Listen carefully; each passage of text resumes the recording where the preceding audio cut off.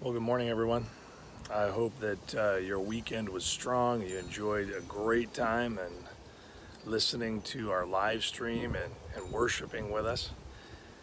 This morning, the Bible takes us to 2 Corinthians 6, verses 14 through 18. And this is something that I think we all need to hear this morning as we prepare our hearts for what we're coming into on Thursday as the National Day of Prayer. We know that the effectual, fervent prayer of a righteous man availeth much. And 2 Corinthians 6, towards the end of the chapter, deals with the need to be separate from the world. Yesterday we dealt with the difference between the world being following after pride and the believer should be motivated by humility.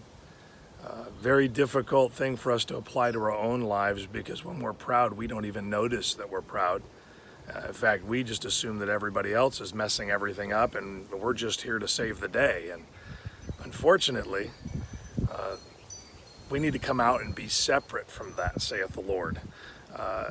The good news is that he says that if we're willing to come out from among them and be separate, that he'll cleanse us and he'll be our God and we'll be his people. And he reminds us that we're the temple of his Spirit, and he wants us to walk with him. And so I want to encourage you, if you would, read through that passage and then ask yourself just a few questions.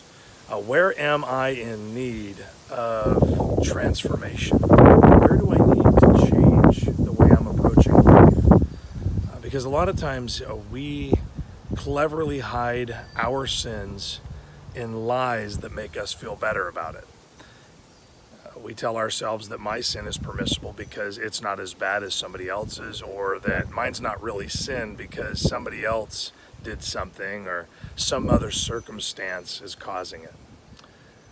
Well, the Bible tells us that we need to throw all that aside, that we need to live in such a way that marks us as very different and very separate, that we're not supposed to be touching anything that God has called unclean, so that he can do amazing things through us. And so I just want to encourage you today to remember who you are and then behave like it.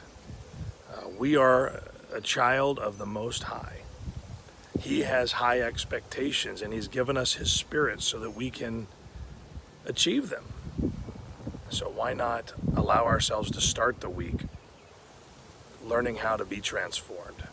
So read the passage if you get a chance, 2 Corinthians 6, verses 14 through 18, and it talks about the way a believer ought to be separate from the world, different, strikingly different. And I hope that's your testimony today. Have a blessed day.